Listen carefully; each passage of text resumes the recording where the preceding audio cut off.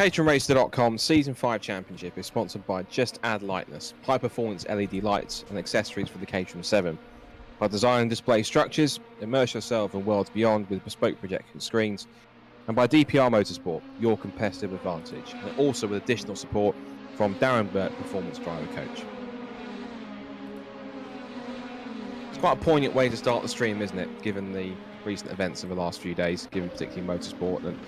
And of course, the only way whilst motorsport is hurting a bit right now, the only way we can get over it, and I'm sure that the poor Marshall, who very sadly lost their life at Brands Hatch just a few days ago, and we want us to do, is to carry on in his honour and to do the one thing that we do best, which is, whether it be virtual or real, to continue to go racing. And that's exactly what we're doing here tonight. Good evening, everybody. Welcome back to more action from caterhamracer.com from the Season 5 Championship. It's been a while, over a month since we had our last rounds at Silverstone Grand Prix, where quite a bit's happened recently, but particularly the latest rounds of the Caterham Motorsport package.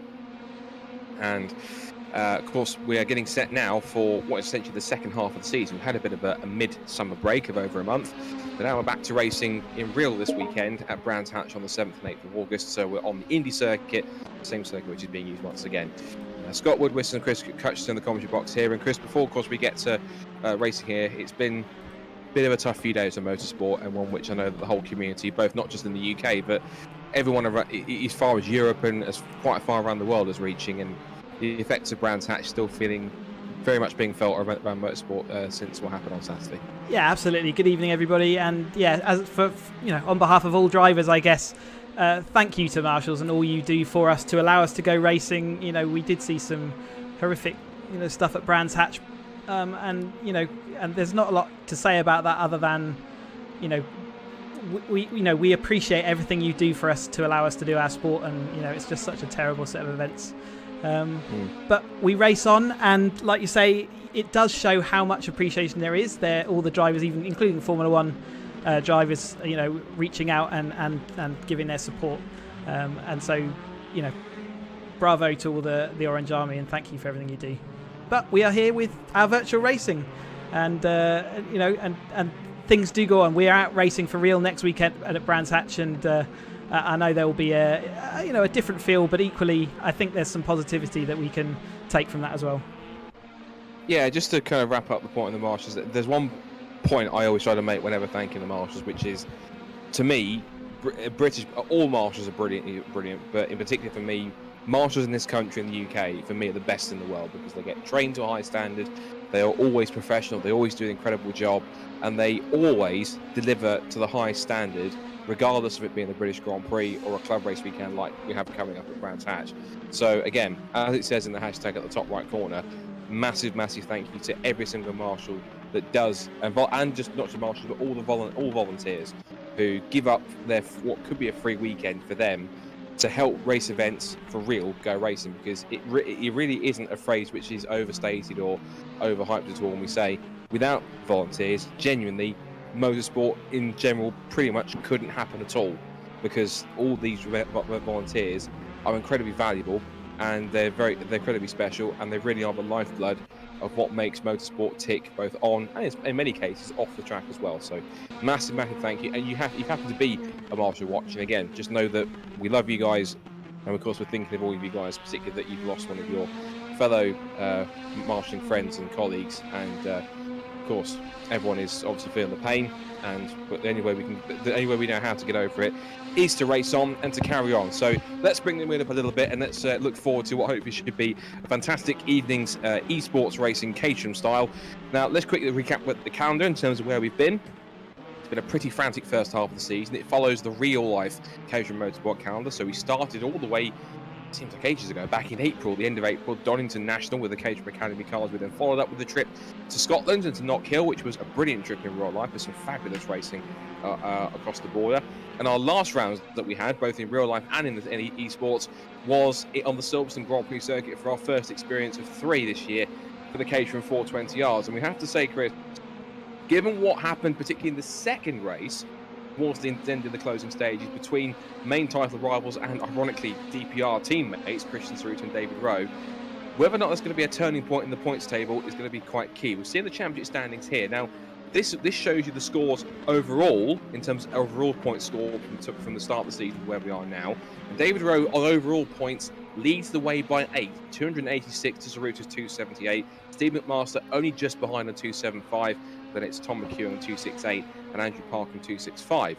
What that points table doesn't show you is where they are on drop scores. When it gets to drop scores, Rowe and Zaruta are dead level. They both have 2 wins each, but it is David Rowe who leads by virtue of having more second places with 3 to his name this season. So he leads. Steve McMaster on drop scores then comes to joint 3rd place with Tom McEwen, and Andy Parker's a further 3 points back. So 13 points separates the top 5 drivers, and Silverstone, Chris, really could be seen as a turning point, particularly in how close this championship really is becoming.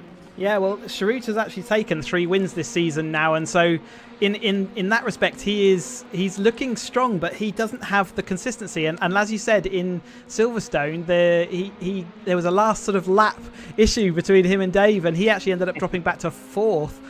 So that kind of was quite costly as far as the total championship points. But like I say, when we go into drop scores, all of those kind of the missed rounds and that kind of 4th place don't count for anything because they get dropped, and therefore, yeah, it's all dead even. And Christian Schruter's definitely got an air about him. Certainly, he was able to set a pace in pre-quali that no one else could quite match. And basically, the times you're looking for, you can see are the times with 4 minutes left to go. Schruter is out front with a 51.5 lap, and that is just a bit slower than the ultimate lap pace, where we see people dipping into the 0.4s very occasionally. But you can see how close McMaster is following, 58 hundredths of a second, and then David Rowe's only 69 hundredths behind. So everything is incredibly close, and you can see Parker's just moved himself up there into 4th place. Yeah, again, I should correct myself. You're absolutely right, because Zaruta does have 3 wins, which means the fact that even though he is tied on points, and even though when you look on the caterhamracer.com website, it's Rowe in front, by virtue of countback on wins, it should be Zaruta. That's my bad programming, Scott. I wasn't going to say anything of the sort, Chris. Don't be silly. No, it's but if you look at the results, by virtue of countback of wins, by kind of the countback also had in motorsport, Zaruta essentially is the leader, 3 wins to 2. Although if it was going back on second places, like I thought originally when it was equal on wins for Rowe and Zaruta with 2 each, at the time I thought he would have been Rowe leading with 3 second places. But we'll get into the nuances of points as the season continues to go on. So qualifying session here in virtue with 3.25 minutes to go.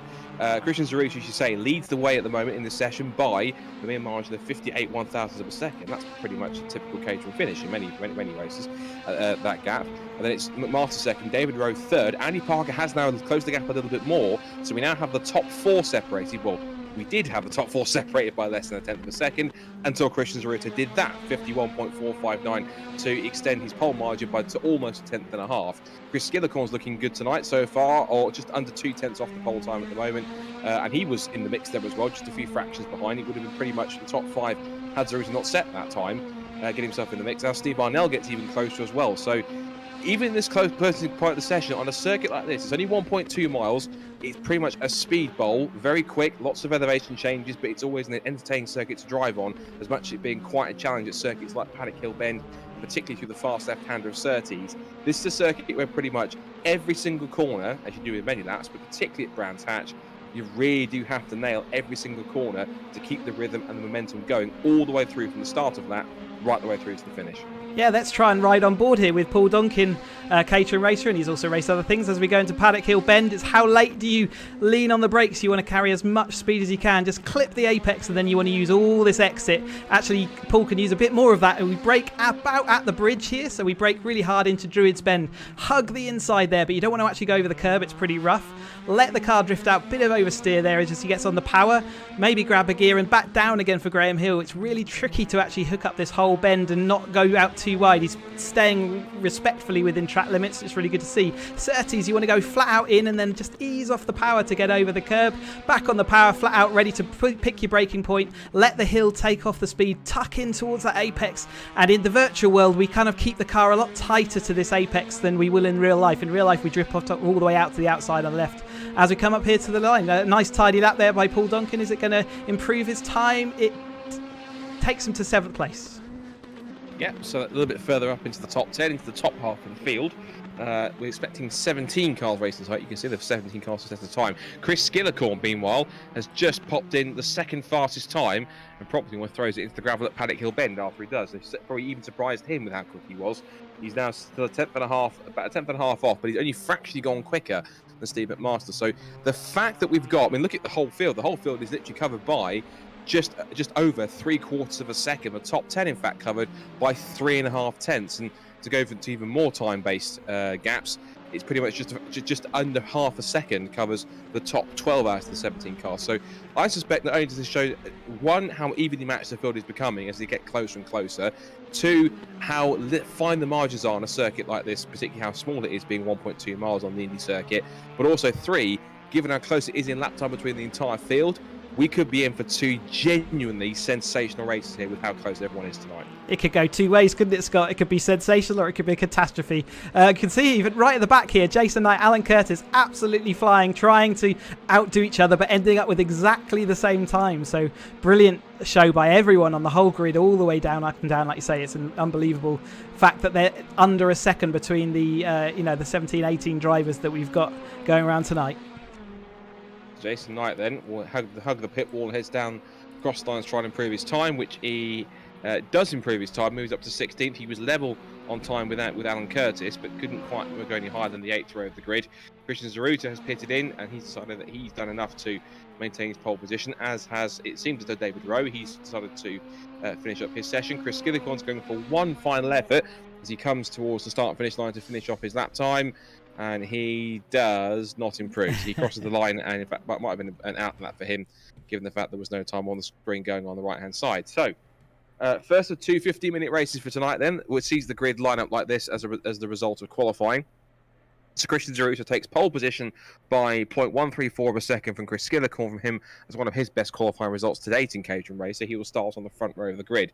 Steve McMaster and David Rowe, fellow championship rivals to Christian Zaruta, will be on row 2 together. Then it's Andrew Parker, who Chris was telling before the stream has been doing about 1 million laps on the service to try and keep on improving, and he has been making steady improvement. It's all that work with Darren Burke that's helping. He's now starting 5th. Alongside him is Steve Arnell on the 3rd row of the grid, and then Paul Donkin and Tom McEwing ahead of Richard Gallagher and Guy Crawford. Some drivers who you might not expect to be in the top 10 and that as high as they are, particularly like Tom McEwing and Paul Donkin, making some progress. 6th row of the grid sees John Lang and Jamie Peters-Ennis in his new white new Pride livery, which is the white car with the rainbow stripes, looking pretty slick there in 12th position. Tom Willis, not so happy with 13th place, I imagine, alongside James Fowler in 14th. Paul Furneff, again, also struggling, down in 15th place on the 8th row of the grid alongside Jason Knight, who we saw improve earlier on. And then Alan Curtis rounds out what should be the 9th row of the grid. We were expecting Michael Coomber, but no time set for him, so either he will start for the back of the grid or will be a non-starter. So, countdown is on before we start gridding the cars up for our first of 2 races tonight here for this 4th event of the season for caterhamracer.com, season 5. And the way it's grown pretty quickly all the way through has been pretty substantial, given the fact that we started pretty much as a series all the way in the original lockdown back in roughly, I think it was April, May time we started. And then it went through to the seasons that we did. We had a couple of the seasons that we had in terms of the series that we had in terms of the Americas tours, and also a couple of the different circuits that we ran around as well. So it's going to be quite fascinating to see how these guys tackle it. Of course, if you want to watch Caterham Racing for real this weekend, all the action is being live streamed, both on the Caterham social media channels and YouTube channel, Facebook page and YouTube channel, and also through the BRSEC YouTube and Facebook pages. So make sure you go and like, subscribe, and hit the notifications buttons on all of those mediums to make sure that you get notified when things go live. First race then, all the championship contenders are within the top 4 positions, Chris. It might be a bit of a daunting question to ask, but what can we anticipate from this first row here? Is it going to be the top 3 trying to get top 3 in the top points, trying to get amongst themselves early on at the front, or are the likes of possibly Andy Parker, Chris Skillicorn and co are they going to start to make it difficult? But given that they are in amongst them, to try and make it tricky to try and get in their way to steal points from them. What we've seen is if it's really dependent on the early corners as to whether they let someone like a Christian Sharita disappear off if there's a gap that's been generated. We have seen David Rowe here fourth, which is a little bit further back than he might want to do, and Parker back. We talked about Willis being right at the back of the field, but we often see he doesn't qualify too well, but then absolutely flies through the race. So watch out for Willis coming through. So it'll be very much early corners as to whether Christian can get away or whether Skillicorn can get off the line. Here come the lights. Well, the outside of the front row tends to be the flatter part of the circuit, so watch for Skillicorn from the front row. But Christian Zaruta looking to try and redeem himself from his finish from Silverstone.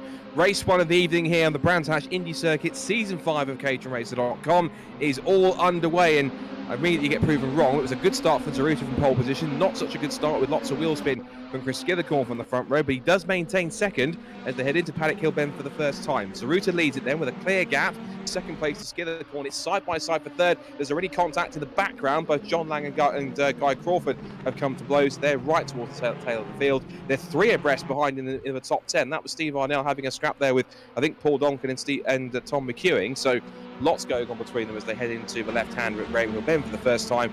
They run wide over the curb, down the short straight towards Surtees. It is Zaruta who leads. Skillicorn in second place, then a small gap to third, with the rest of the train being led by Steve McMaster. Andy Parker's fourth, and David Rowe not having the greatest of starts. Remember, he qualified in fourth on the grid. He's down to fifth already, Chris. He's got some work to do to try and get himself up in the bottom of the top 5, particularly with the chasing back behind looking pretty hungry already at the end of lap 1. Yeah, 15 minutes isn't long in a race, but you do need to be a little bit patient at the front here and just let the race come to you sometimes to make sure that it all settles down. We can see that Sharita and Skillicorn have got a tiny gap there back to McMaster, but McMaster's proved time and time again that he's got the pace and can bring people back. Andrew Parker looking really aggressive at the start of this race, looking very racy with David Rowe. He's already gone past David Rowe and looking like he might well be looking at McMaster next. And behind, the sort of train is slightly sort of fragmenting, but we've got people like Gallagher and Arnell all looking to keep their fingernails stuck in there, as Ennis there is just waggling his tail out the back of Graham Hill. Yeah, holding station nicely in 10th position. A little bit of no man's land at the moment, but he's got a small gap to try and make up to the rest of the train in front of him. Now for third place, I've just noticed, Andy Parker has managed to muscle his way past Steve McMaster, so he will get himself in front, but he might find McMaster coming back at him on the outside line on the sprint down the pit straight and up the hill over the crest towards Paddock Hill Bend. Parker takes the line, turns into the right-hander down the hill, and he holds on. And now look at the way David Rowe has already just arrived onto the tail of McMaster as they go up Halewood Hill, under the bridge and into Druids for the third time. So 15-minute race, and already we have on the third lap, we haven't even completed 2 and a bit minutes. So we're going to get quite a few laps here tonight. Change on just in further back between Alan Curtis and Paul Fernerhoff. That's for 13th position. Now the front few cars starting to spread out a little bit as Zaruta has now a gap of almost a second. We talk about in Assetto Corsa, the sim that we use for caterhamracer.com. The magic gap that you want is under half a second, because if you get under half a second to the car in front, that means you get the advantage of the toe from these cars. And notoriously, Caterhams do put on pretty big toes. They punch quite a hole in the air with quite a blunt, sort of stubby front end of these cars, which means they do punch quite a large hole, which means you get quite a large slipstream, and that's what makes them so close and exciting to watch. Zaruta in clear air with the fastest lap of the race, 51.649.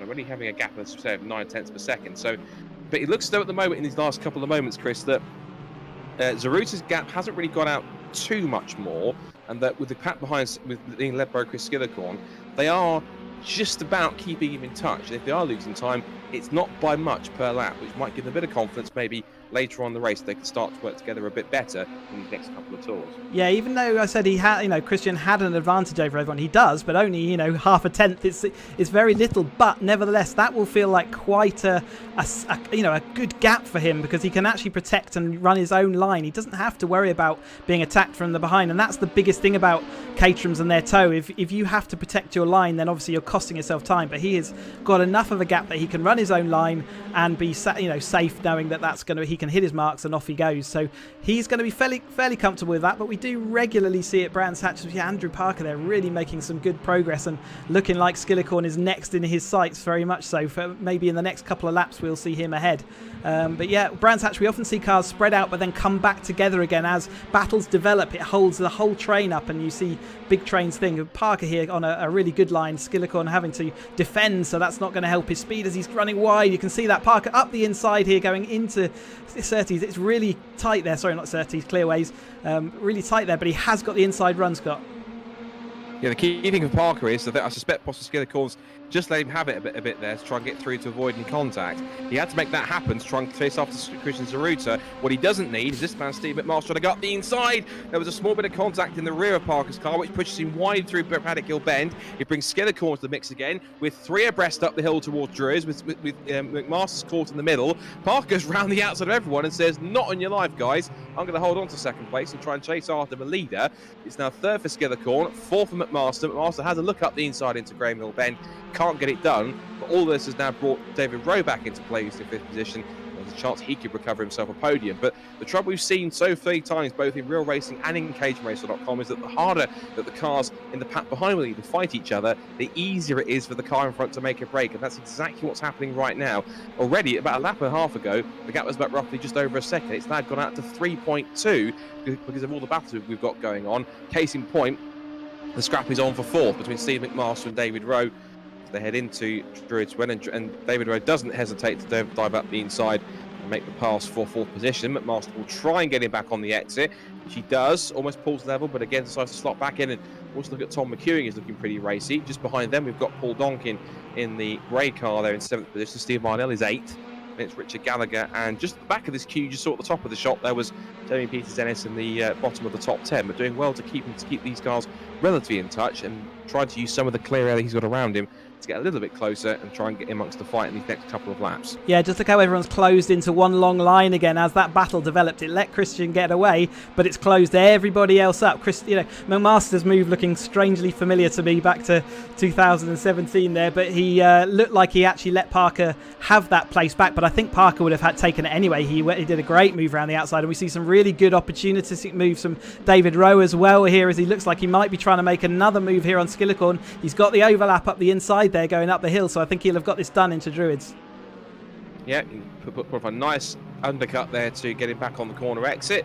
And now that Rowe's got through, I think Skillicorn was almost in danger of leaving the door open for McMaster to be invited up the inside, but that has given David Rowe a podium position, which he really does need to keep himself in touch with Christian Zaruta, given the fact that Christian now has got away by about 3.7 seconds to the good in the lead. And still the top 10 stays as it is. Just quick note to the cars outside the top 10. Tom Willis is 11th ahead of James Fowler and Paul Fernerhalf. Then it's Alan Curtis, Jason Knight. And then we did notice that Guy Crawford, who'd had that spin at the beginning of the race, hasn't really moved much further than 16th position. So not a great night so far just in the beginning for Guy, but hopefully he can recover and get a better start in race 2 to be amongst the pack to make his way through. It's such a hard track to overtake at, Scott. If you drop places like that, it's so difficult to get it back. We've seen a couple of really good moves by David Rowe, but it's, that's taken him 4 or 5 laps to get that done, and by then you're dropping further and further back. What's intriguing is that Andy Park has now started to become the next one to break the chain from the cars behind, because he's now got a 1.1 second advantage. But that said, he's not really been able to make any inroads on Zaruta's lead. Zaruta set another new fastest lap of the race last time by, so even in clear air, the pace is still strong enough for Christian to keep on pumping in faster lap after faster lap to pull the gap away. So either Parker needs a mistake, or he really needs to find a little bit extra within him to dig deep and to try and pull that gap back in. The next move that's brewing now could be this one for 3rd position, because Skillicorn wants to try and recover it. David Rowe wants to try and defend it as they come down through Paddock Hill Bend again. We've got Steve McMaster in 5th position, and then there's a good scrap that might be developing soon for 6th, 7th and 8th, which is between Tom McEwing, Paul Donkin and Steve Arnell. Just 3 cars at the back of this 6-pack of cars. They head into Paddock Hill, into Graham Hill Bend again with 6.5 minutes to go, and they're all running wide on the exit. That really didn't help David Rowe. He's all over the place. He's sideways and just about gathers it back together again. He was all over the shop and managed to get it going once more, and the fact he's possibly did that whilst he was quite high in the gears meant he lost all momentum, lost all speed. Quick flick down the paddle shifts, I'm sure, on David Rowe's car, but he's dropped all the way down to 10th, and that will be a disaster for him, particularly when he's got to try and get himself as many points as he can to stop Zaruta from running away. Now that drop scores are coming into play, he will probably certainly use this, depending where he finishes one of his drop scores, But if you can try and get some better points, he might well try to help him, particularly if he has to rely on bringing that score back later on, if he has a worse time in the next few rounds coming up. It's such a shame. He was having a really good race. He's now dropped back to right down to the end of the top 10. You got Jamie Peterson just behind him there. I think he drifted wide outside of Graham Hill, which loosened the rear end, and I think he might have got a time penalty, which is why he had to slow down, and we saw that extra bit of slowdown. So really did scupper his race, that one taking too much liberty. We see the drivers taking too much down there compared to a real life. It kind of back to the rules of 2013-ish, where the track limits rules were different. But yeah, if you take too much liberty, you will lose the rear end, and that's what happened. So after a really good start to the race, that's all gone to pot now. But the battle at the front, we've got Christian and Andrew Parker out there out front. But this is really heating up with McMaster now ahead of Skillicorn there. I think that issue might have cost Skillicorn a place. Yeah, just Dr. Palmer's track limits seem to be as strict as they are in the sim as they are in real life, because of course if that was a penalty, for a slowdown penalty for David Rowe, he had to take that pretty quickly. So certainly being caught by the virtual eye of the stewards. Steve McMaster, you're absolutely right, as everyone tries to go a little bit wide on the exit of Graham Hill Bend and on the short straight towards Surtees. He's now feeling that pressure for third position from Chris Skillicorn with McEwing, Donkin and Arnell. And these are guys who, all with due respect to them, aren't usually ones that are challenging for either a podium place or a top 5 position usually in the past, but they've managed to get themselves a little bit lucky, either for some drivers that would usually be here that are not in the race, or for those who are simply just having a bad race so far. Not having such a bad race though, it is McMaster, but he is under threat. Steve Arnell puts the fastest lap of the race in 51.514. That's the benefit of a tow, I think, isn't it? Yeah, that's a great time. Yeah, you do get that tow, like we said, and you see him make him move up the inside of Donkin down here. Donkin drifted very wide up there, so Arnell's made that stick. Yep, you definitely get a nice little boost from the tow, but obviously you've got to time it well, because if you don't, especially when you're a pack of cars like these guys are, then you just catch up and they've got nowhere to go. Donkin now fighting back. He took that wider line out of the Graham Hill and looks like he's fighting out. But now Arnell's the filling in the sandwich, so he's got to try and push on an attack from in front of him, but he's also got to now keep an eye on his mirrors to protect in the defence. So just 3 3/4 minutes to go, and Arnell's starting to make some progress here. As we said, we've just seen him make the move on Paul Donkin, put him up to 6th position. Try and close up now and get himself into the top 5 if he can, at the expense of Tom McEwen as they turn once again. A little wide there through the apex of the corner. There was Chris Skillicorn. He's going to come under threat from Tom, who is set to be one of next year's Academy drivers. He was due to race this year, but changed his plans. Oh, there's been contact! Think about that for a second. Tom McEwing's tagged the back of Chris Skillicorn, looks like, in the middle of the apex at Druids. And through all of that has come Steve Arnell into 4th position. Steve McMaster has been allowed to escape up the road now by a couple more seconds. So top 3 are pretty much on their own. Unless McMaster can close back in the next 3 minutes, I can see the top 3 pretty much being, touch wood, this order. And David Rowe, after his mistake, he's up to 6th position again. He's got past both Skillicorn and McEwing after their collective mistakes, after their contact at Druids. Richard Gallagher's also getting involved here, and now I think Chris Skillicorn wants to Tom McEwing's trying to get back past Chris Skillicorn to come down the pit straight here, but they're all in David Rowe's tow as they come down back towards Paddock Hill Bend. This is 2.5 minutes to go now as they turn into the right hand and plunging downhill, and McEwing's trying to go back up the inside again of Chris Skillicorn. Remember what happened last time, you two? Don't try it again this time. Under brakes into the right hander. They're still getting quite close, and McEwing's looking again. He still makes contact once more. They're side by side. The exit. Oh, they've touched again. But this time they both survive it just about in front of a rather bemused Richard Gallagher, I'm sure. But David Rowe back up to 6th position. And unless he can, given the pace, he might well still even catch the battle for 4th. Because if he can do that, Chris, that'll be ultimate damage limitation for the fact that Christian is several seconds up the road in the lead with 2 minutes to go. If he can catch the battle for 4th and pass them both in these last couple of laps, that will certainly be the best worst case scenario from this race, won't it? Yeah, only 2 minutes to go. I think he might have his work cut out unless they make a mistake. I think this is probably where he's going to end up, but even that seemed unlikely a couple of laps ago. I think complete innocent, well, not innocent. I don't think he deliberately hit the back end of Skillicorn's car with McEwing, but it did cause the incident, and he did exactly what we ask our drivers to do, which is to wait for the person you've knocked off to rejoin, and that's exactly what happened. But that did allow then David Rowe to skip past them all, and we see a real battle now between Skillicorn, who's really lost out in all of that, and then Gallagher, and then Jamie Peterson is still hanging on in there. He's done a great consistent job. He just hasn't been able to push on forward, but I think he knew his pace wasn't going to be quite here coming into it, so he'll probably be satisfied at the moment that he's still in with the battle. He's done well to keep himself in a consistent top 10 spot as Christian Zaruta, just to make the point a bit further. So it's another fastest lap of the race, but it's in a 51.464 as if he wasn't fast enough. So he's going to get, I think, this and one more lap he's on. So 1.5 laps to go.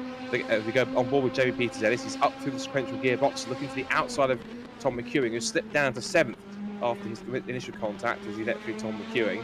And now he's behind Richard Gallagher, who he's lost out to. He's down to 9th, and Jamie might well steal a place higher in the top 10 if he can find a way around them.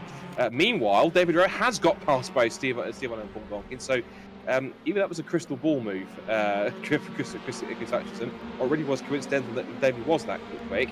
Now we see Tom McEwen just arriving round the outside, making the point that he wants to take up another position from Paul Donkin. He looks round the outside at Surtees.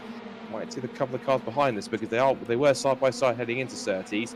McEwen's going to try, Arnell's going to try and get back onto the tail of David Rose to come onto the pit straight, but David Rose done it into 4th position, and it must have been, like you said, Chris, simply just an instant or possible kind of a move between the pair of them that didn't quite come off between Arnell and McEwen, and because of that, and Donkin, excuse me, not McEwen. As a result of that, job done. He's into 4th for the time being again as we go on to the final lap here for this first race at Brands Hatch. It's got to be a mistake, surely. The gap was far too big to just come across there by skill alone, I'm sure. But nevertheless, yeah, what a great result for Rowe. He must be smiling all over. But Arnell obviously still there attacking him. But yeah, here comes Christian around the final bend for what has been a pretty dominant win. Certainly won't do his championship charge any harm. His 4th win of the season in Season 5, and he will once again weave in delight across the line. It is a 4th win of the season for Christian Zaruta as he takes the first victory tonight at Brands Hatch. 2nd to Andy Parker. He's got to be overjoyed with that. And 3rd for Steve McMaster. It's like buses, isn't it, for Parker? Waits for one podium, 2 come along at once. 4th for David Rowe after his fight back from his mistake earlier on. 5th for Steve Arnell. 6th for Tom McEwing. 7th for Paul Donkin. 8th for Richard Gallagher. 9th for Tom Willis. And Chris Skillicorn dropped that even further in the pack towards the end. So he was outside the top 10, because James Fowler comes 10th, ahead of Paul Ferdinand, Guy Crawford, who recovers back to 12th, and Jamie Peters-Ennis was down in 13th. So I suspect, I don't want to put 2 and 2 together too much, but Skillicorn and Peters-Ennis were together pretty much in 13th, at 9th and 10th at the time. I suspect there's been a bit of tete-a-tete between both of them in the closing stages, down in 13th and 14th position.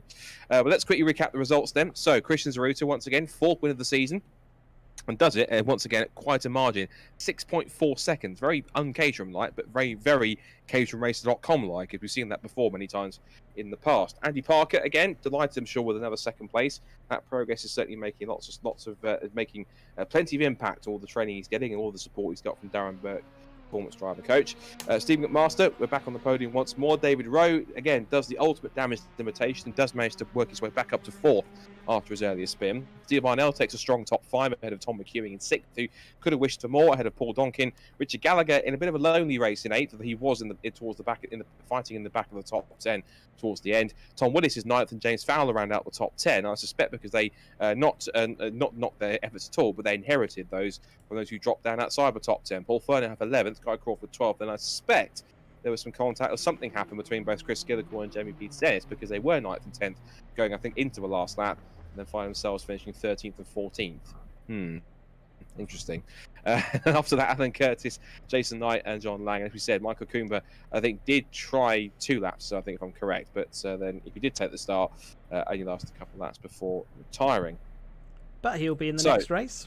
So, yep, he'll maybe come from the back. But we said about Willis, and he started, what was it, down in 17th or something like that, or 16th maybe. But anyway, 9th is a great result. And we've seen other people moving up there like Fernie Hoff. So the consistency does count. Those contacts did definitely cost. And like you said, there was even some off camera that we obviously didn't see where, Donkin and Arnell obviously dropped back behind Rowe. And then, right at the end there, Skillicorn and Peters-Ennis. So this is going to be interesting now, because Andy Parker now assumes a front row starting spot. Now, whether or not he can... remember, he started in 3rd on the grid for the first race. He's now alongside in the front row, and as I mentioned just at the start before, was immediately proven wrong by Chris Skillicorn, whether it was just a bad start for Chris or it's not the elevation of the Brands Hatch circuit isn't quite exactly the same as in the Assetto course version as it is in the real life version of Brands Hatch. But the outside of the front row, the first couple of rows, it's a flatter surface for the cars to start on. So typically, and I've seen it several times before at Brands Hatch in real life, the outside of the front row typically can be a better place to start. So not having pole position but getting second on the grid can actually be a bit of a blessing in disguise, because you can get a slightly better run off the line, courtesy of that flatter patch of tarmac that you can get away from. So I think given that Chris Skithercon couldn't quite manage it, and Andy Parker's been getting quicker and quicker with his starts, Christian Zeruta, of course, is no slouch when it comes to starting himself. But do you think potentially that then Andy might have a good chance of challenging Christian in the first couple of corners if he can get a clean start away? Yeah, no, absolutely. He started on 5th on the grid from the original race, so 5th to 2nd. Yeah, it's a brilliant result. And in real life, we say that 4th place is the best place to start. But we, in real Caterhams, we go side by side. So you'll see that where Andrew is pretty much where 4th place is on the grid. So yeah, I think he's in a really good spot. And if you watch on the start here, you'll see the cars at the back, the rear end of their cars will drift down the hill. They'll have a bit of a slide on when they get off the line. So yeah, it's definitely a thing. Even in the sim, it happens. So yeah, I think Andrew could make a run here, and I think that might be the only chance that we've got of keeping Christian in sight. You do see it quite often, don't you? Particularly with rear-wheel drive cars, the fact that they come off the line, the way the rear end sort of squirms, but the rear end always seems to ends up pointing towards the down the hill towards the pit wall, because that's where the elevation and the slope of the of the circuit is in terms of where it slants. So that can be crucial, and it's exactly the same here. But of course, that flatter patch of the tarmac may well be an advantage. Watch for Steve Arnell. He starts the 3rd car on the left, which is the multicolour, the predominantly yellow car with the kind of mosaic graphics. Watch for him for 5th on the grid. Tom McEwing's got some work to do for 6th. And also, I think we need to keep an eye on Chris Skithercon, who'll be starting back in 14th on the grid. We want to try and redeem himself after he started on the front row in that first race earlier on. Christian Zeruta back on pole position, looking for his 5th win of the season out of 8 races. And Andrew Parker hasn't won a race yet, but whether I curse it or whether I bless him, could this be the evening to get race number 2? So let's see, the red lights come on. Race number 2 of caterhamracer.com season 5 at Brands Hatch Indy circuit's all set to get underway with Christian Zeruta on pole position. Away they go from the line. This time it was a better start for Parker than it was for Skithercon for the front row of the grid. He might well start to put himself relatively alongside, which he does. Side by side for second as David Rowe has got in front of Steve McMaster quickly enough, and he's under threat from Tom McEwing, who himself has been challenged by Steve Arnell. But immediately you can see Andy Parker's not hanging around, although he might have to deal with a very feisty David Rowe, who knows he has to make up places to stop Christian Zeruta getting away, which is exactly the one thing Andy Parker doesn't want Christian to do either. Oh, we're looking up the inside into Graham Bend. There's a bit of a contact. There's going to be 3 abreast on the exit. They're the wide there for Christian Zeruta, but Andy Parker tried to stick his nose up the inside, couldn't quite make it work. Parker now loses out to David Rowe, but the trains there already. The top 6 are all together, literally tucked underneath each other's roll cages. But more importantly, David Rowe is right there underneath his DPR teammate, looking to try and get him. A little tail slide there for Zeruta gets there. There's contact in the background. That's Guy Crawford involved. But here's the view from David Rowe. Darts to the outside of the line. The 2 championship contenders side by side. They almost bang wheels down towards Paddock Hill Bend. Rowe will try and get the undercut here. It's behind them. McMaster and Parker side by side. Tries to get the switch back on the exit. Can't work as Zeruta parks his car right on the apex, but Master was slightly out of shape. He's now under threat on the outside line from McEwing from 4th position, who tries to go around the outside. Parker's still in there as well.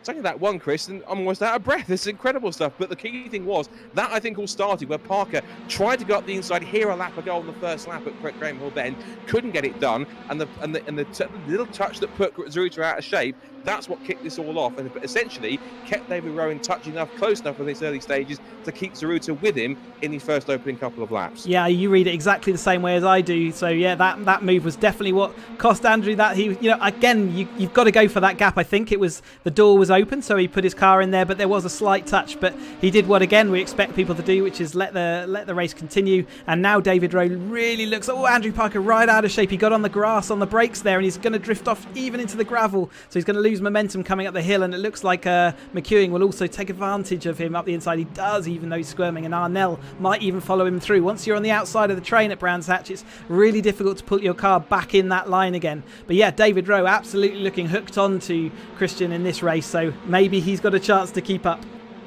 And this is what he needs after he finished back in 4th position. He really had to get his elbows out and just climb his way back up the order after his mistake. I'm sure if you talk to him, he'll recognise that it was his own mistake that he ran wide on the exit of Graham Hill Bend.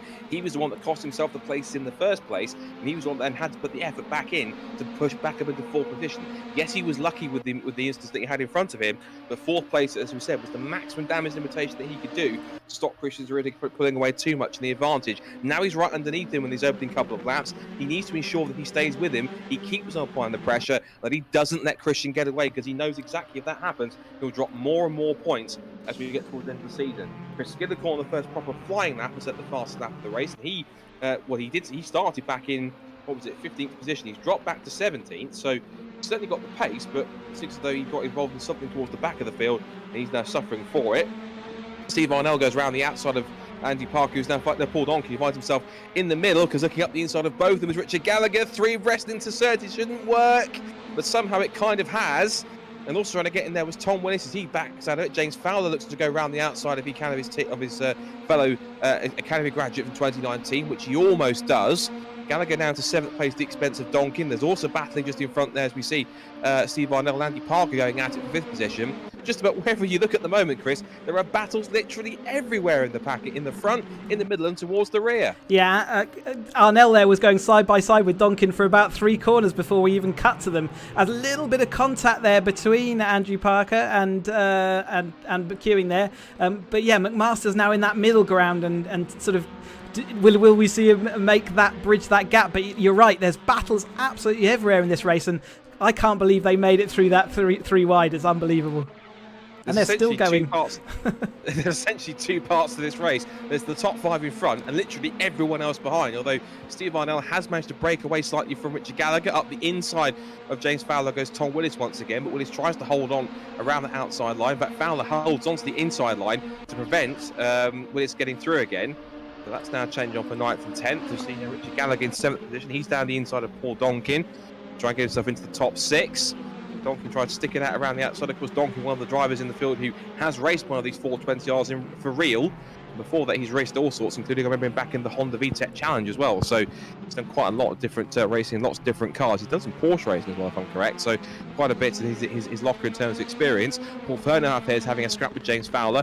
Jamie P. Zennis also moving his way quietly but quite impressively through the middle of the pack as he goes through into 10th position.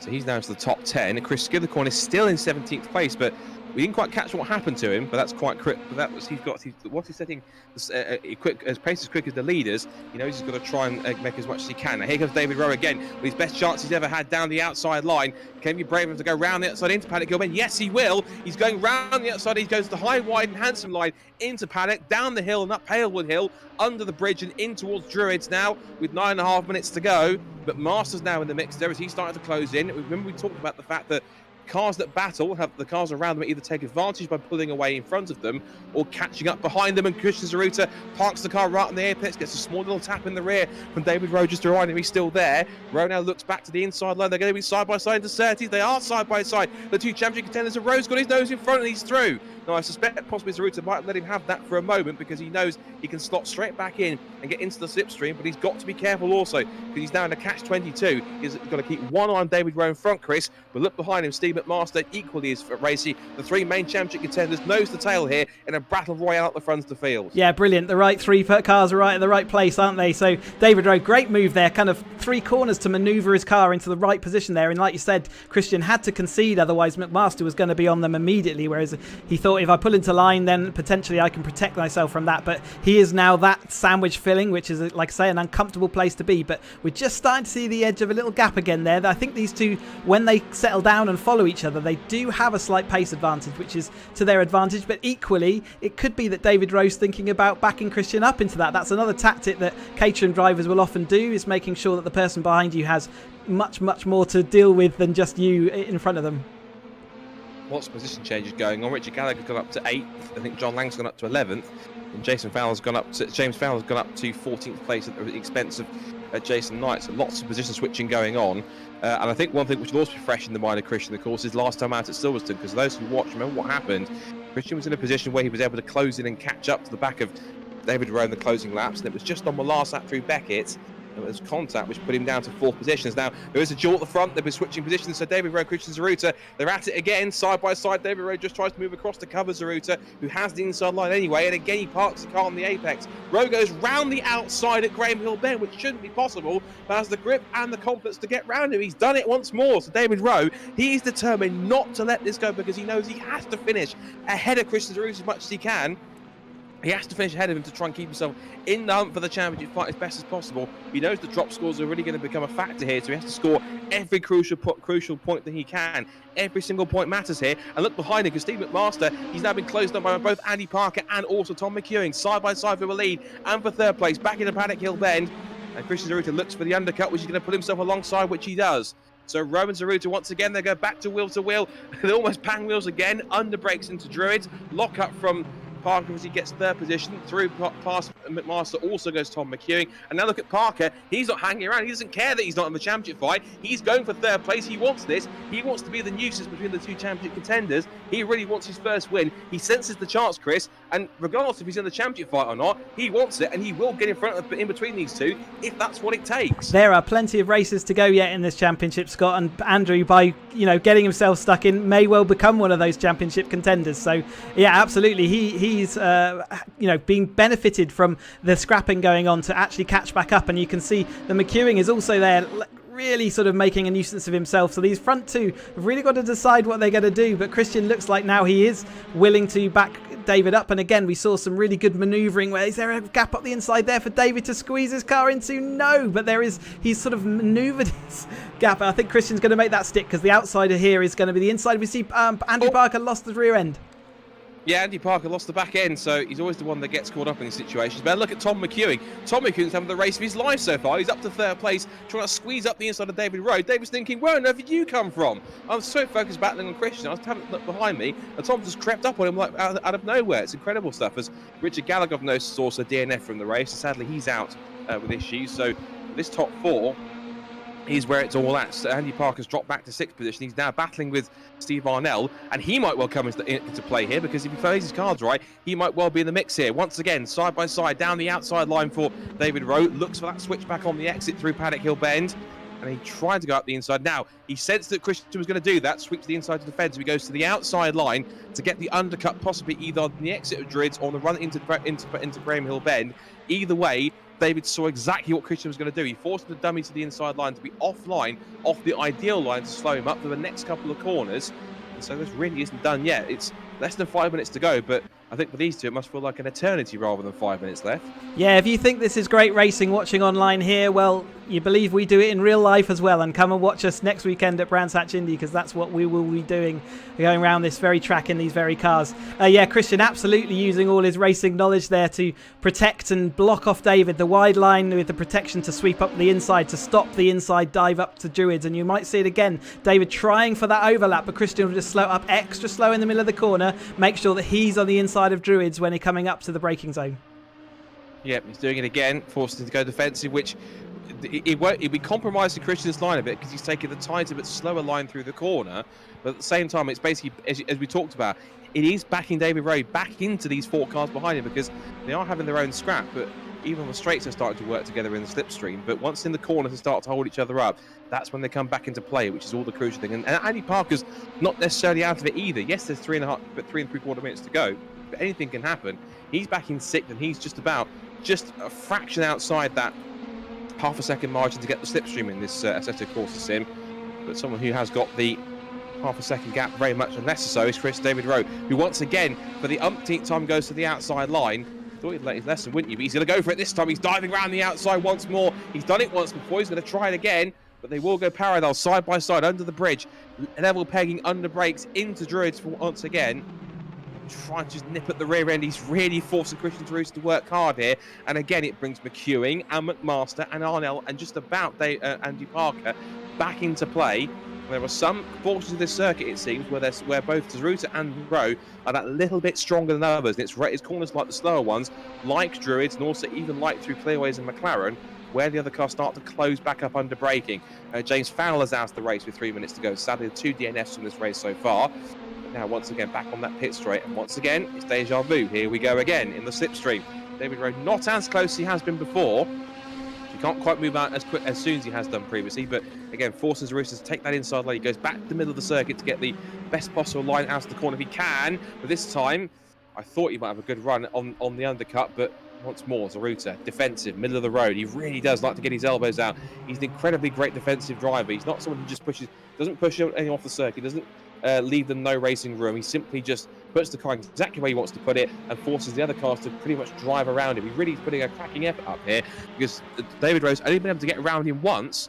Now Christian's got back through again. He's making it ever so difficult and forcing everyone else to back up behind him. Well, there was contact and up the inside went David Rowe. That was a bit cheeky. Now, what I suspected possibly the series was trying to back him up into the cars behind, or simply Rowe didn't expect him to be that close, and when he backed off into the corner, Rowe gave him a bit of a touch. But I'm pretty certain with 2 minutes to go, Chris, Christian won't appreciate that. He won't like that at all. He'll want to try and get him back immediately down towards paddock. No, I know that these two will be giggling to themselves even that. Pretty much a NASCAR move, that one, wasn't it? Or maybe a touring car one. Not necessarily one we encourage. But David definitely made a little bit of contact, and that definitely was enough to push Christian out wide, and he just about protected himself from a McEwing, who's great there in third place and say, having a fantastic race. He's already got a couple of podiums this year, but it looks like he's going to maybe get another one. Also, watch out for Andy Parker. He's got past Steve Arnell back into the top 5 again. So his next target will be Steve McMaster, who, if he gets caught up in this, with roughly about 2 laps to go here, there's a real chance that he might even sneak up and steal a position higher than that, possibly third, or dare I even say at a podium. It's far-fetched, I think, because it looks as though Tom McEwing is in the best position to get it, but he's now benefiting from the double toe of the cars in front, so he'll try and close in. And now the hunter becomes the hunted, because here comes Zaruta to try and put the attack on David Rowe, just as Rowe did to him a couple of laps ago. You can see from the overhead shot here just how close he was getting. He's pushing him up the hill. He's looking up the inside one way or the other. Now it's Rowe's turn to go to the middle of the road and go defensive. Here comes McEwing. He might spoil the party here in second place. If third place, if he can try and steal second and get his nose in front of either of them.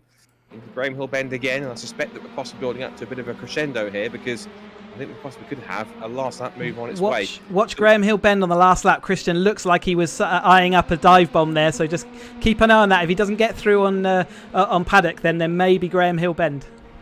There's a lock-up from David Rowe, but watch for Tom McEwing. He'll have a double toe down the pit straight here. We're going to get one more time around the Indy circuit for tonight's action. It's ain't over by a long shot. 1.2 miles is left of this race, and Christian Zaruta is sniffing around the rear end, looking for a pass down the outside line. He looks to try and get the dummy, try to force David Rowe to go back to the outside line to try and allow Christian Zaruta to sweep past on the inside into the apex of the corner. Can't quite do it. Now he goes back to the outside. He's level pegging again. He's looked around the outside line at Druids.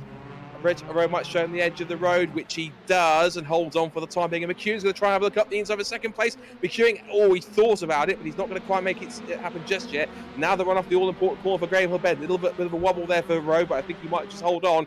Again, middle of the road, racing line, into the left-hander at Surtees. There was literally corners left in this race.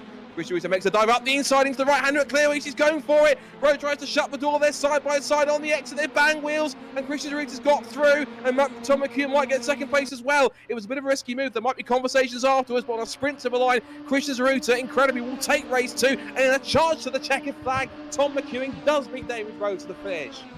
Second place for McEwing, third for Rowe, then it's McMaster, Parker and Arnell in one of the most thrilling finishes we've had to a caterhamracer.com race we've had since we began. Brilliant stuff.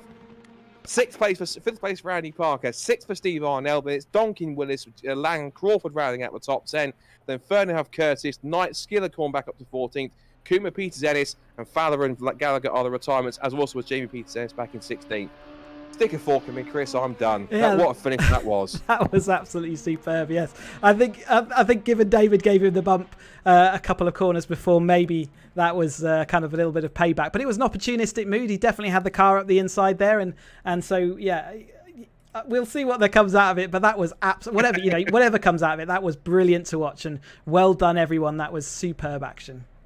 Bit of tit for tat, we think. Okay, we'll let them talk about it in the race after, possibly in the post-race interviews if we get them back together, but we'll see what we can conjure up. So, in one of the most thrilling races that we've had, thrilling conclusions that we've had to a race in caterhamracer.com since we started, Christian Zaruta does literally steal the win from David Rowe under his nose at the final corners, and he wins by 0.2 of a second. But of course, if you show them that result, that ain't the end of the story by a long shot. Tom McEwen with incredible opportunistic move up the inside to steal second place on the last corner from David Rowe on the sprint to the flag. David Rowe might feel a little bit hard done by with third, but he'll know at least it's a strong podium to keep Christian Zaruta in touch, at least with the last couple of rounds coming up in the second half of the season. And it's Steve McMaster fourth. Andy Parker won his battle with Steve Arnell to finish in fifth position ahead of Steve in sixth. Paul Donkin was seventh. Tom Willis eighth. John Lang was ninth, and Guy Crawford rounds out the top 10. 11th place goes to Paul Fernerhoff from Alan Curtis in 12th position. Jason Knight in 13th. Chris Skillicorn couldn't quite make the impact he wanted to. Had an issue on the first lap, dropped him back to 17th, then he managed to climb his way back up.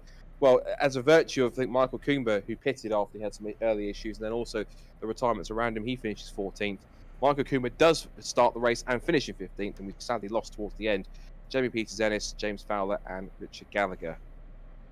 Whoa, that was an evenings racing, that's for sure. That was an incredible second race, in particular to cap things off. And I think it just shows that, given they've had a month and a bit away from this one, they're just as hungry as they ever were, if not more.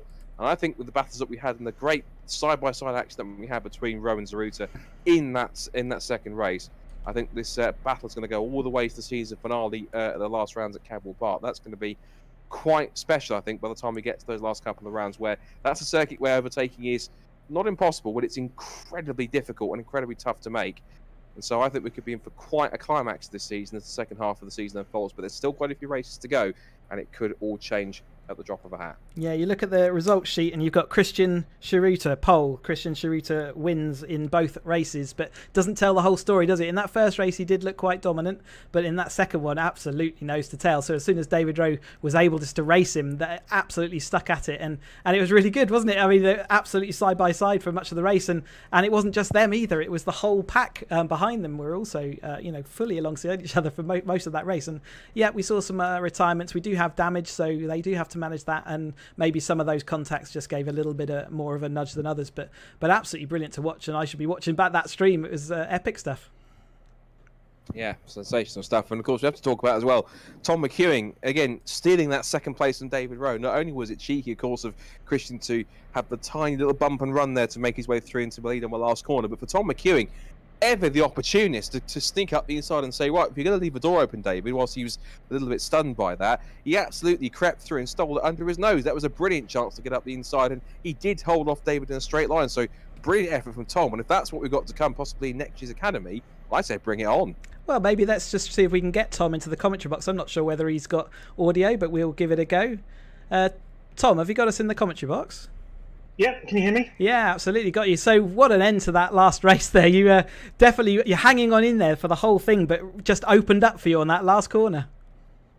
Yeah, absolutely. Following Dave and Christian, you always feel like there's a good chance there's going to be some contact or an opportunity. So I was just trying to keep it together and be there if there was a gap. Yeah, and absolutely, that's exactly what you want to do. And we were just saying you're kind of building up to your own motor racing career. Maybe is it starting next year? Yeah, just confirmed that now actually, the last week or so. So we'll be taking part of next year's Academy. Yeah. Brilliant. So we'll keep abreast of that story for you next year as well. Then, so congratulations tonight, great result, and good for your championship. Cheers, and thanks for being on the stream and the races, much appreciated. Alrighty, so yeah, great to hear from McEwen. Like I say, someone willing to convert from sim world into real world racing. I think the other two sort of podiums we've had tonight have been Steve McMaster. So let's grab Steve in there. Have you got us in the commentary box, Steve? Hello. Yes. Yeah. So I mean, quite an eventful race for you. Both races. Just got your podium in that first race, and the second one just missing out there. Missing out, but grandstand seat. Yeah, what a view! What was an incredible race, right? That was. I hope it comes through on the stream as well as it did from about a second behind it. Scott would normally be talking now, but he's out of breath and recovering his voice. He's gone off for a beer and a cigarette. I've got just about a little bit left, but now that was an incredible finish for that second race. Absolutely breathtaking stuff. I mean, to be honest with you, it was one of those races where I'm thinking, where's Tom McEwen? Because I'm equal with him on points in the championship, so I could go piling up into the guys in front and make a horrible mistake. So it was more of a championship thing than anything else. Yeah, well, I mean, overall, like you say, it's a good for your championship. So another couple of solid results, and that might count for the end of the year. Absolutely, yeah. I'm looking forward to it. We'll get back into, I think it's the Academy next, so my nemesis, but we'll do my best in it as much as I can. Yeah, so thanks very much, Steve. Hopefully we've got Andrew now in the commentary box. Cheers, chaps. Take care. Hey, Cheesy. Yeah, so your first race, absolutely brilliant, storming second place. And the second race, got a little bit bumped and bored around. Yeah, I managed to go from 5th to 2nd in the first race and from 2nd to 5th in the second race. Congratulations. So ended up net neutral, I think. But still, I would say they're quite, given the events of that race, very strong recoveries both times to actually get those results. So that must give you some confidence and some really good racing, like you say, in that first race to get to that second. Yeah, the racing was really good. The second race, I kind of was a spectator, and that was equally as much fun. I think coming into this as unprepared as I was, I'm really impressed and happy with the result I've got. Yeah, so congratulations and well done on the sheer number of laps and the perseverance. So we'll see you at the next one. All right, cheers, guys. Thank you. Let's get David Rowe in here. David, you're in the commentary box. I can hear you, yeah. Yeah, great. How are you? Have you calmed down now? That must have been a very exciting night's racing for you. Yeah, it was really good. I was a little bit upset with Christian at the last corner, but to be honest, it was that emotion was overridden by actually the fact that the race was excellent. It really, really good fun. We saw a little bump on Christian maybe in a similar place a few laps before that. We were wondering whether there was a little bit of tit for tat there. Yeah, I think he brake checked me, and I couldn't go anywhere. But I mean, overall though, from the stream's perspective, it did look like an epic race and pretty full on from start to finish. You must be quite tired, given that your sim that you're racing in does give you a good workout. Yeah, it does. I am sweating buckets. But me and Christian were just saying, actually, that felt like a real Caterham race at Brands Hatch. It was really good fun, and yeah, pretty tense all the way through. Still got to have a sort of good end to the year because Christian's on a roll at the moment, so we do need to get him off that roll, don't we? Yeah, he's found his form, isn't he? He's got it. He's got just that little bit on me, so I was kind of hanging in there, and I tried to outrace him. But as you know, he's a wily fox, isn't he? He certainly is. Anyway, we will see you at the weekend under the awning, and thanks very much for your awesome racing tonight. Wicked. Cheers, guys. Thank you. And let's bring in Christian as well. Have you got us in the commentary box? Yes. Excellent racing tonight. I thought it was. I sort of mentioned on the commentary, and David just mentioned it then in the commentary box, that it really did look like proper Caterham racing. All the same tactics that we see in real life. I saw you employing, the cutback protections, the slight parking in the middle of the corners, all those kind of things. And your experience on track must have helped tonight. Yeah, I think that was about as close as we've ever had in terms of comparing to real life racing. That was, yeah, I'm sweating. Yeah, as much as it would be in real life, I'm absolutely sweating. I mean, I guess it's worth pointing out as well that even though it's a simulator and it's different from racing, you still feel the same emotion, right? Yeah, I'd say you've got to concentrate more because you don't have the feel of the car underneath you. You've only got kind of the feedback from the steering wheel, so it's you've almost got to concentrate more not to mess it up compared to real life. I think it's a little bit, I don't know, consistency is probably just as the same as it is in real life, but just trying to keep it on the track, I think, in the sim is probably a little bit harder. Yeah, and we saw in that first race, obviously the toe doesn't play as much of a role in this sim, and that's one of the reasons you could pull to that 6-second lead, but you must have been pretty happy with the start and in fact the end of this evening. And we did see a little bit of we'll call it an opportunistic move, but we also saw David give you a little nudge a little while earlier. He did. I actually thought going into the last corner there, I thought Dave missed a gear change. So I just thought I'd sneak it past him. I honestly thought he'd missed a gear change again. So I don't think, did he? I'm not sure. He didn't say he did. He didn't say. Okay, sorry. He left the door wide open, so we'll watch the feedback. It's certainly it's nothing we haven't again seen in real life, is it? So It's certainly an opportunistic move. But congratulations, another 2 wins to your championship, bringing you to 4 total wins, I believe, which is I think so. Quite a nice place to be. It is, yes. Oh, in fact, Indeed. no, it's 5 wins you've got. I apologise.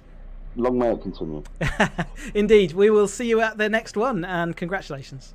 Cheers, guys. There you go, Scott. A great evenings of racing. Yeah, and they do seem quite civilised, don't they, between each other? They might well be teammates, but I guess they can be civil whilst also battling for a championship, I suppose. They love it. I guess it's more civil than could be in a certain battle between a certain British driver and a certain Dutch driver, I guess, in some cases. But, which is certainly saying something given how competitive those two are and how mischievous those two can be as well, both on and off track as well. So, but yeah, no, I agree. Excellent evenings racing once again. Good to get things back in motion because, as I mentioned at the top of the broadcast, of course, it was over a month since we'd had our last rounds at the Silverstone Grand Prix circuit, and of course, going forward, just a reminder of what we've got coming up for the rest of the season. So we've now pretty much officially hit the halfway point. We've now got 8 races down, another 6 still to go. We are in the second half of the season where it starts to get more and more crucial. There's more racing right at the end of the month because we've got our next rounds coming up. Croft in North Yorkshire. It's one of my favourite circuits in the UK. It's brilliant, fast, flat circuit. Lots of high-speed corners, brilliant sections where you can get some really daring overtakes done. Then Snetterton 300, long straight, the longer corners, the technical infield section, and of course it's perfect slipstreaming and overtaking fodder for plenty of the occasions that will be in effect. And then as I mentioned, things finish up on the 12th of October, once again in the 420R cars, because our next couple of rounds are going to be back in the Caterham Academy cars. We've had our pair of weekends in the 420R. We're going to put that to rest for a couple of months until the season finale. But it's back to the Academy cars. And as we've talked about in the past, Chris, sometimes one car can suit one driver and another car can suit another. So those who might struggle in the 420R but prefer the Academy car might find themselves back on form again when we go back towards Croft in a few weeks' time. Yeah, we've definitely seen the twos and froze ebbs and whatever of people's skill and preference on the cars, and even track by track you get tracks that suit drivers more than others, and people just hook it up, or maybe they've just had a bit more time to practice than other people. In a relative term, we often see, like say, Tom Willis often qualifies at the back, and that's often because he hasn't done the practice, but once he gets into the actual racing he zooms forward. But yep, Croft, a favourite driving place of mine as well. It's nice to get up there. It's a long old trip from South Coast where I am, but always worth the effort. Yeah, and speaking of effort in taking trips to race circuits, as we mentioned, we are back in action again in for real life this weekend. Caterham Motorsport drops in for its home rounds, shall we say, because of course Caterham is based in Kent, where its motorsport division is. The motorsport part of it is based in Dartford. They've also got the base in Gatwick, which isn't too far away either. But it is pretty much their home venue, which is, of course, Brands Hatch on the Indy circuit this weekend. We've got all 5 Caterham divisions out from both the Academy Championships all the way up to the Raid Championship, which Mr. Hutchison competes in himself, which is the Caterham 7 Championship UK. Quick note on how you're feeling about this weekend. I know you were talking about that, just trying to get yourself into the motion in terms of getting yourself G'd up for this weekend. And you feel like you had to do a little bit more to try and get yourself in the zone. Are you sort of being all right across this week to get yourself ready? Just a lot of learning, Scott, this year. So, that's brand new car, brand new effect, and you take steps forward and you take steps back. And I'm just hoping this weekend, let's take a step forward. I do like Brands Hatch. I've won here before a few times, so I certainly know the track and just going to try and get dialed in early. And at the moment, it's looking like changeable weather. I mean, say, if any of you are watching this stream or got people locally, we'd love to see you on the banks cheering on. Like I say, we often put on exactly the same kind of show that you've seen tonight. Yeah, it's if you do want to watch, of course, with all the restrictions lifting around the England in particular.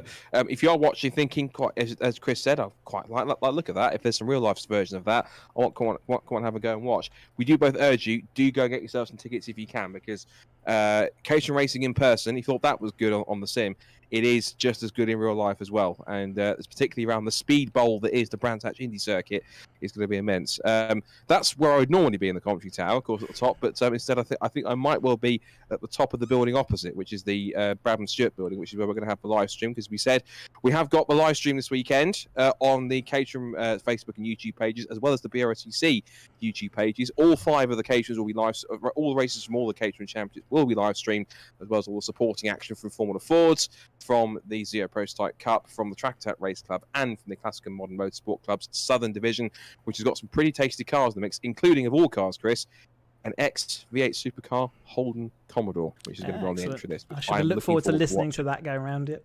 Absolutely. You can't be a bit of 5 litre Aussie V8. Absolutely. So yeah, if you can make it, do be sure to get down trackside. We'd love to have you. If you can't, there is the live stream to watch on Facebook and YouTube. And of course, we'll of course be in action once again for more action very soon. And of course, we have to say a big thank you to our sponsors before we finish off, which is saying that the caterhamracer.com Season 5 Championship is in association with Just Add Lightness, high-performance LED lights and accessories for the Caterham 7 by the Design and Display Structures. Immerse yourself in worlds beyond with bespoke projection screens, and by DPR Motorsport, your competitive advantage. And we're also supported by Darren, Burke, Performance Driver Coach. And just before we sign off, to say also as well, a massive thank you once again to all the marshals, to everything that they do. They put on a fantastic effort to make sure we can go racing. Once again, our thoughts go to the tragic loss of the marshal that we had back at Brands Hatch. But of course, I'm sure this weekend and every other weekend will honour them and all the marshals around the country by going the same thing we do every weekend, which is go racing. So please take care. And of course, we'll be back with more action next time at Croft in a few weeks' time. But until then, enjoy the racing if you're watching this weekend. And of course, thank you to all our brave marshals for all the effort they do. Bye for now. Speak soon.